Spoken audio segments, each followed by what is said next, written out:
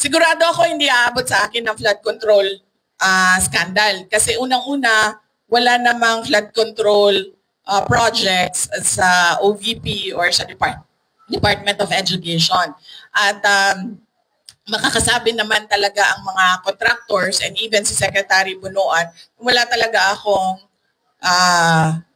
at all project dyan sa DPWH. In fact, hindi nga nila masabi ngayon na may insertions ang Vice President kasi wala talaga. Hindi ako sumasali sa ganyan. Sigurado ako hindi aabot sa akin ng flood control scandal. Kasi unang-una, wala namang flood control projects sa OVP or sa Department of Education. At makakasabi naman talaga ang mga contractors and even si Secretary Bunuan, wala talaga akong at all project dyan sa DPWH. In fact, hindi nga nila masabi ngayon na may insertions ang Vice President kasi wala talaga. Hindi ako sumasali sa ganyan. Diyos ko, akala mo ba yung presidente natin nagtatrabaho? Hindi nagtatanong yan at all. Hindi, I swear to the flag, si BBM, hindi yan siya. Nagtatanong ng trabaho at all. Kaya napansin nyo ba, walang direksyon yung governance at walang direksyon yung iba't ibang departamento. Bakit? Kasi he doesn't give direct, he doesn't command. He doesn't command, he doesn't ask, he doesn't say that, look, there's a Philippine development plan and what are you supposed to do about this? Akala niyo ba yung ginawa ko sa DepEd, galing yun kay Bibi? Hindi, akin yun. Lahat. Kasi he did not give any orders at all. So pag upo ko doon, sabi ko sa mga kasamahan ko, sa mga USEC at ASEC, I think this is our show. Kasi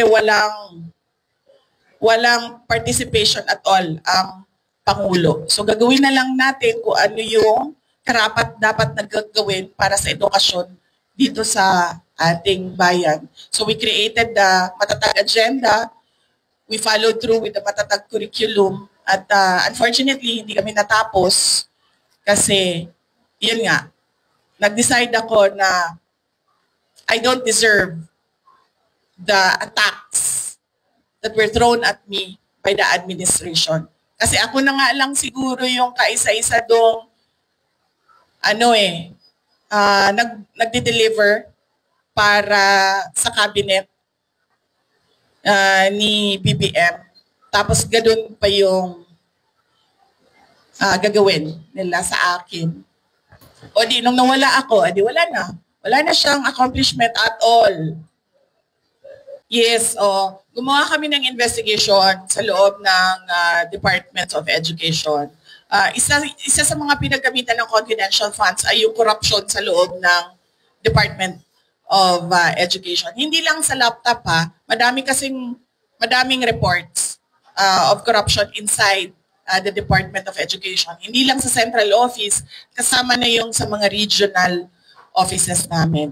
So kapag merong report, pinapaimbestigahan yon. So, isa sa mga inimbestigahan is yung laptop. Ang unang ginawa doon is nag-request ng fraud audit sa Commission on Audit. Tapos kami sa loob ng Department of Education, gumawa din kami ng sarili naming investigation para kung ano man yung ma-actionan namin sa loob ng DepEd, ma-actionan na kaagad namin. Unfortunately, yung procurement ng laptop, hindi siya nangyari sa loob ng Department of Education. Nangyari siya sa DBM.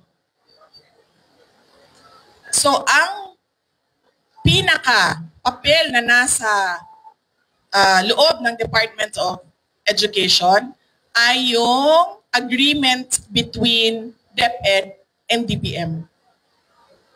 So hindi pumasok lahat ng procurement documents sa DepEd. So ang pinaka na magawa lang namin doon sa loob ng Department of Education is mag-blacklist.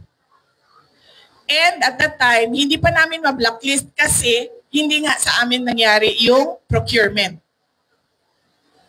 So natali yung kamay namin doon. Kaya inasahan namin na doon sa fraud audit ng Commission on Audit, may lalabas doon na mga personnel involved.